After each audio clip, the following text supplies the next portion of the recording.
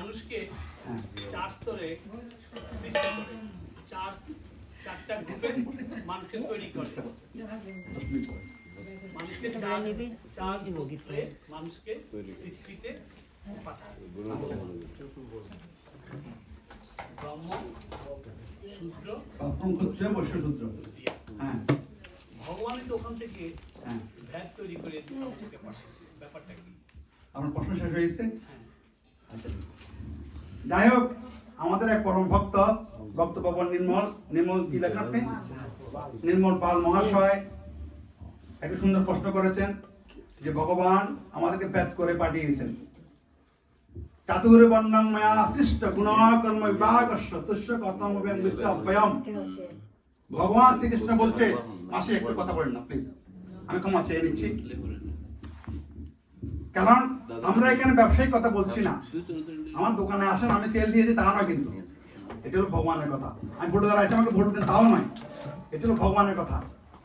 তাহলে ভগবানের কথায় আমরা শ্রদ্ধা রেখে একটু তার কথা বলে শুনবো। তিনি আসলে কি বলছেন আমরা বুঝছি কি?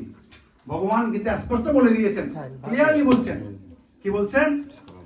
চাতুর বর্ণং ময়া সৃষ্ট, চাতুর বর্ণং ময়া সৃষ্ট গুণ কর্ম বিভাগস্য। কি বলছে?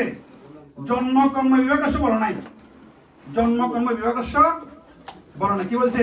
গুণ কর্ম বিভাগস্য তস্য কর্মব্যাম বিদ্যা অভয়ম। হে অর্জুন, আমি গুণ এবং কর্ম অনুযায়ী মানুষকে চার ভাগে বিভাজন করেছি, তাদের গুণ এবং কর্ম অনুযায়ী। কারণ যার যে গুণ আছে, তাকে যদি যে মাস্টার হয়েছে, যে ডাক্তার হয়েছে, ডাক্তারি পাস করছে, তাকে যদি ডাক্তারের মর্যাদা না দিই, তাহলে সে রোগী চিকিৎসা করবে কিভাবে?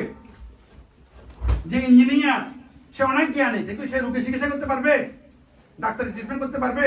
সে ইঞ্জিনিয়ার অনেক জ্ঞানী, কিন্তু পারবে না। যে অ্যাকাউন্টেন্ট, সে সায়েন্সের কাজ করতে পারবে না, সায়েন্সম্যান জিওগ্রাফির কাজ করতে পারবে না।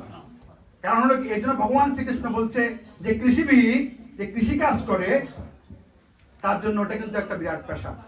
আপনি ডক্টর ডিগ্রি পাস করলেও আপনি হাল চাষ করতে পারবেন না, কারণ আপনি শিখেন না, আপনি গরু মারি ফেলবেন, ওই যে হালটা গরু নিতে লাগাই দেবেন।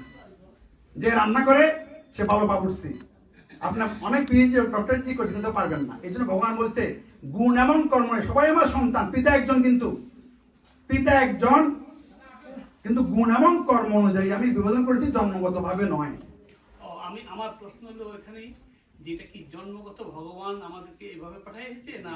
না, জন্মগত পাঠায় আমাদের গুণ কর্ম অনুযায়ী ভগবান গুণ এবং কর্ম। জন্মনা জায়তে শূদ্র সংস্কার অনুযায়ী। আমি গীতা পড়ি কিন্তু অত ভালো বুঝি না। এই জন্য বলছি আমরা কেউই ব্রাহ্মণ গোত্রে বৈশ্যশূদ্রই জন্মাই নাই। আমরা এখানে আমাদের গুণের কারণে পিতা একজন, পিতার মাধ্যমে সেটা আমরা আমাদের শিক্ষা চেতনা দিয়ে যোগ্যতা দিয়ে আমরা এক এক জায়গায় পথে গিয়েছি। এক পরিবারে তার ছেলে ব্রাহ্মণ হতে পারে, এক পরিবারে তার চেয়ে ক্ষত্রিয় হতে পারে, এক পরিবারে তার চেয়ে বৈশ্য হতে পারে, আবার কি হতে পারে তার ছেলে চার রকম বর্ণ যেতে পারে। এটা হলো আমাদের গীতার মূল শিক্ষা। কথা বুঝছেন তো? এটা হলো গীতার আমাদের খাদ্য বিষয়। আমরা অনেকে প্রশ্ন করে থাকি যে খাদ্য, সাত্বিক আহার, রাজসিক তামসিক খাদ্য বলছে, ঠিক না?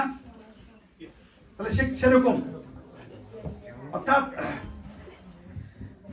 সবকিছু মধ্যে ভগবান গুণ এবং কর্মকথা দিয়ে দিয়েছেন। আয়ু সত্য বড় আরোগ্য। একটা মিনিট কথা বলি, দাদা বসুন।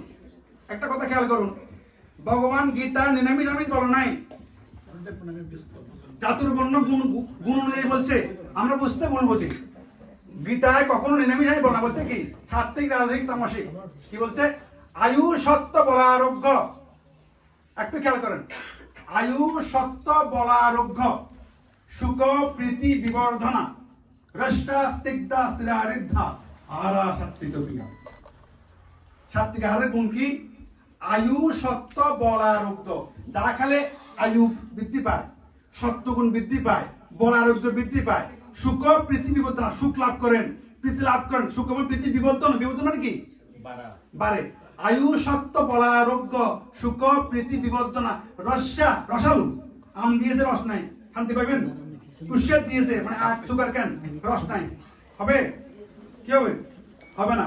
আয়ু সত্য বলা আরোগ্য, সুখ প্রীতি বিবর্ধনা, রস্যা স্নিগ্ধা সুমধুযুক্ত, স্থিরারিদ্ধা আহারা সাত্বিক ক্রিয়া। সেটাই সাত্বিক আর নিরামিষ বর্ণ না আমিষ বর্ণ নেই। এই আমিষ এবং নিরামিষ দুই রকম খাদ্য, তিন রকম।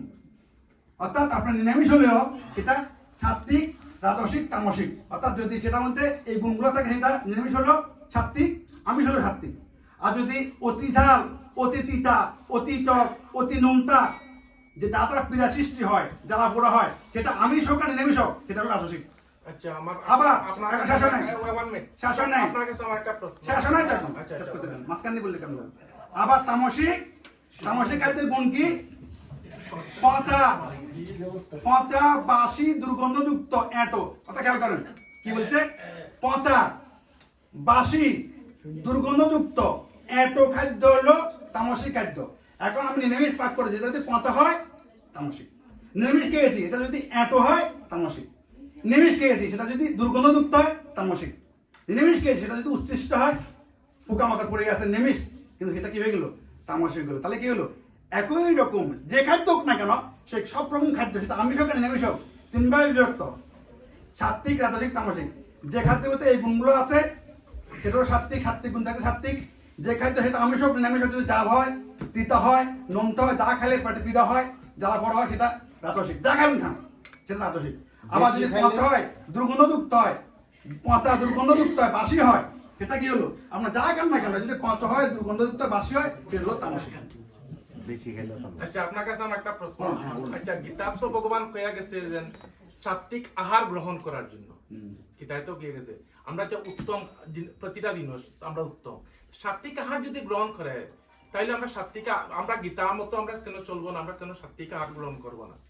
আপনার কাছে আমার একটা প্রশ্ন। আমি সাত্বিকতা না করছি কই? না না, আপনি তো আমি তো বললেন বললাম যে না, আপনি বললেন নিরামিষ আমিষের কথা বললেন, আর নিরামিষ আমিষের কথা বললেন। আমি বলছি যে এখানে দাদা, আমার আপনার প্রশ্ন- প্রশ্ন- one minute, one minute। বলুন। এখানে তো আমরা জানি যে গোবিন্দকে নিবেদন না করে আমরা যা কিছু খাই আমরা চুর, আর ভগবানকে নিবেদন না করে তো আমরা কিছু খাইতে পারি না। আমরা যা কিছু খাইবো ভগবান, এখন ভগবানের কাছে কি আমরা মাছ মাংস নিবেদন করতে পারবো না? আমরা এই যে তামসিক, রাজসিক এবং তামসিক আহার কি আমরা ভগবানের কাছে নিবেদন করতে পারবো না? এটাই আপনার কাছে আমার একটা প্রশ্ন। প্রশ্ন কি শেষ হয়েছে? হ্যাঁ, প্রশ্ন শেষ। আচ্ছা, সেটা হলো কি, ভগবান সাকার এবং নিরাকার দুইভাবে আছেন। ভগবান কোনো কিছু কেন, ভগবানের জন্ম নাই, মৃত্যুও নাই, ক্ষয়ও নাই, বিনাশও নাই। ভগবান কোনো কিছুই খান না, কারণ সমগ্র বিশ্বপূর্ণ তার ভিতরে অবস্থান করতে। তিনি আবার কি, তার জন্ম নেই, মৃত্যু নেই, ক্ষয়ও নেই, বিনাশও নেই। তিনি নিরাকার ব্রহ্ম। যারা ওঙ্কার উপাসনা করে তারা নিরাকার ব্রহ্ম উপাসনা করে। ওম ইতে কাক্ষরং ব্রহ্ম বেহরং মঙ্গলম জপ পয়াতি তদম দেন সদাতি পরমাঙ্গতি, নিরাকার ব্রহ্ম উপাসনা করে। আমরা মনে করতেছি যে ভগবানকে আমি মাছ মাংস দিচ্ছি, ওটা দিচ্ছি। ভগবানকে মাছ মাংস দিলেও খাবে না, নিরামিষ দিলেও খাবে না, তিনি কিছু খাবেন না। তিনি দেখবেন শুধু কি আপনার ভক্তি, আপনার শুদ্ধতা। যেমন ধরুন বাবা লোকনাথ ব্রহ্মচারী, তারা বিশ্বাস করতে দেন না। বাবা লোকনাথ ব্রহ্মচারী কি খেয়েছিলেন? না না না, এগুলা অশাস্ত্রীয় কথা। আমি এর জন্য কারণ হলো কি, গীতায় ভগবান শ্রীকৃষ্ণ বলছে সাত্বিক আহার, নিরামিষ আমি বলো নাই, কারণ সাত্বিক আহার বলছে। আজকে আমি শিক্ষা দিব, দর্জনে শিখবে। এই জন্য এটা হলো দাদা, শিক্ষা নিয়ত। দাদা গীতায় সাত্বিক আহারের বর্ণনা দিয়েছে, সাত্বিক গুণগুণের বর্ণনা দিয়েছে। আয়ুষত্ব, বলা, আরোগ্য, সুখ, প্রীতি, বিবর্ধনা, রস্যা, স্নিগ্ধা, আপনি এমন খাদ্য খাইবেন যেটা আমার স্বাস্থ্যের মধ্যে, দেহের মধ্যে ভালো, যে দেহের মধ্যে ভালো, ভগবানের কথা বলতে করছে। এখন যদি আমি এখানে আমি জীব হত্যা করলাম, আমার মেয়ে বিয়া দিলাম, আমি 10টা জীব হত্যা করলাম, করি আমার মেয়ে বিয়া দিলাম, আমি ভগবানকে ইয়ে করলাম, এটা কোন ধরনের? ভগবানকে বলছে, ভগবান আপনি যাবেন মাছ মাংসের কথা আপনি বলবেন, হয় আপনি ইয়ে করবেন, কিন্তু এইভাবে আপনি বলবেন না, এটা তো উচিত না দাদা। শুনেন, গীতায় ভগবান যা বলেছে, গীতার বাইরে আমরা যেতে পারবো না। এই যে 400 কোটি চাইনিজরা যে সাপ ব্যাংক খায়, আমরা বলতে পারবো না তারা নরকে যাবে। যারা আমিষকে বলতে পারবো না তারা নরকে যাবে। বিচার করতে ভগবান কিন্তু আপনি আমিষ খান, নিরামিষ খান, এটা কোনো ব্যাপার না।